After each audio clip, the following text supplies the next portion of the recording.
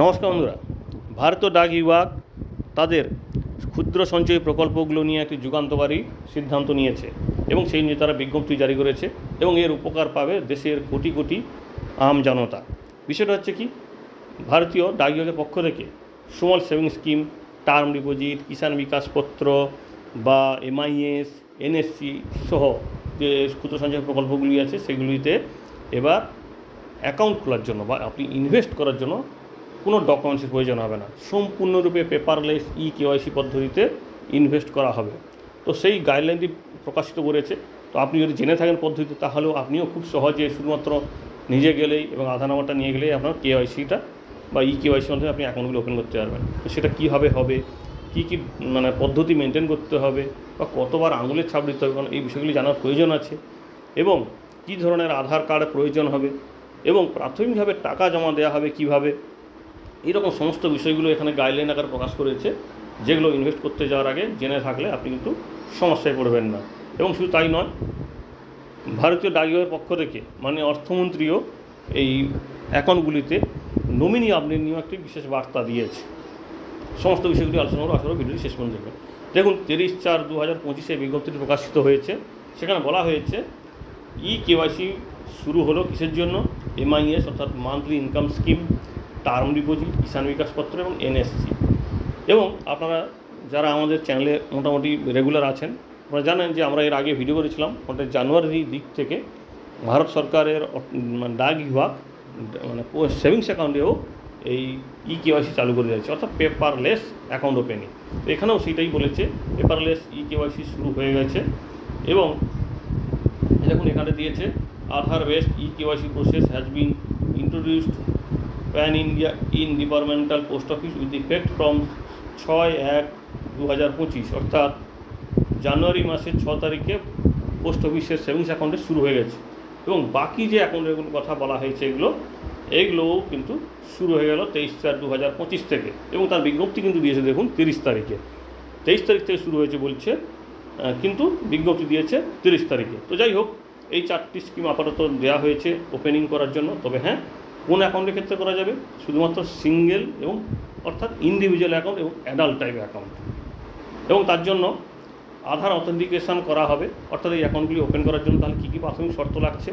অবশ্যই অ্যাকাউন্টটি সিঙ্গেল বা ইন্ডিভিজুয়াল হতে হবে এবং অ্যাডাল্ট অর্থাৎ সাবালক 18 বছর উপরের অ্যাকাউন্ট হতে হবে, বয়সী গ্রাহকদের অ্যাকাউন্ট হতে হবে, এবং সেটা আধার অথেন্টিকেশনের মাধ্যমে করা যাবে।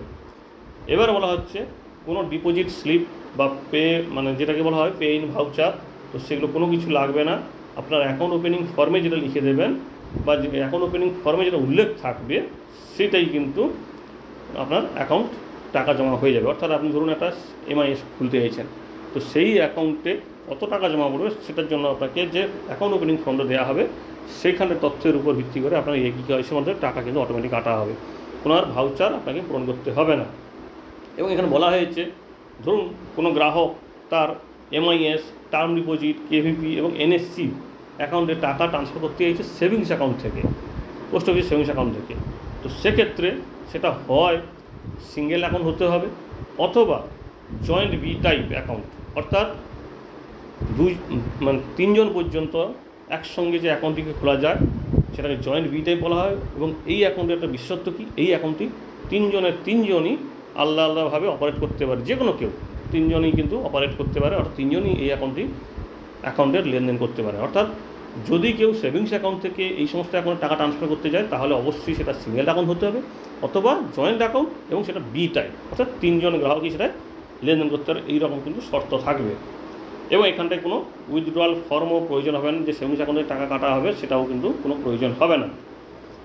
এছাড়া বলা হয়েছে, যেটা এতদিনের যে পুরনো পদ্ধতি ছিল সেটা তাহলে কী হবে? তো সেটাও এখন আপাতত কিছুদিন চলবে। তবে হ্যাঁ, বিজ্ঞপ্তিতে লেখা থাকে চলবে, কিন্তু আপনি দেখবেন পোস্ট অফিস করতে গেলেই কাজটি আপনাকে কিন্তু ওই নিয়মেই যেতে হবে, কারণ এটাই মোটামুটি হয়ে থাকে। কারণ নতুন পদ্ধতি সমস্ত দপ্তরে নেওয়ার চেষ্টা করে। তো সেক্ষেত্রে এই নতুন কেওয়াইসিটা কিন্তু এইভাবেই চলবে। এবং এখানে বলা হয়েছে আধার অথেন্টিকেশন ট্রানজ্যাকশান সেটা কিন্তু সম্পূর্ণরূপে অনলাইনে হবে। তার জন্য পোস্ট অফিসের পক্ষ থেকে কোনো লিজার অ্যাকাউন্টে কোনো ভেরিফিকেশনের কোনো প্রয়োজন নেই, সরাসরি আপডেট হয়ে যাবে ব্যাপারটি। এবং এখানে বলা হয়েছে সমস্ত যে ট্রানজ্যাকশান পোস্ট অফিসের অ্যাকাউন্ট থেকে ডেবিট করা হচ্ছে ট্রানজ্যাকশান এবং অ্যাকাউন্ট ওপেনিংয়ের ট্রানজ্যাকশান সম্পূর্ণটাই হবে বায়োমেট্রিক অথেন্টিকেশনের মাধ্যমে এবং সেটা ইকেওয়াইসি উল্লেখ থাকবে পোস্ট অফিসের দপ্তরে। এবং এখানে আরেকটি বিষয় বলেছে দেখুন, যে ফাংশনটি অর্থাৎ এই যে ইকেওয়াইসির মাধ্যমে অ্যাকাউন্ট ওপেনিং করা, এমআইএস, টার্ম ডিপোজিট, এনএসসি, তো এই রকম যে অ্যাকাউন্টগুলির কথা বলা হচ্ছে বা কিষাণ বিকাশপত্র, এগুলোকে এখন ওপেন করা যাচ্ছে, কিন্তু ক্লোজ অর্থাৎ আপনি অ্যাকাউন্টটি বন্ধ করতে চাইলে বা ট্রান্সফার করতে চাইলে সেক্ষেত্রে এখন আপাতত এই সুবিধা পাওয়া যাচ্ছে না।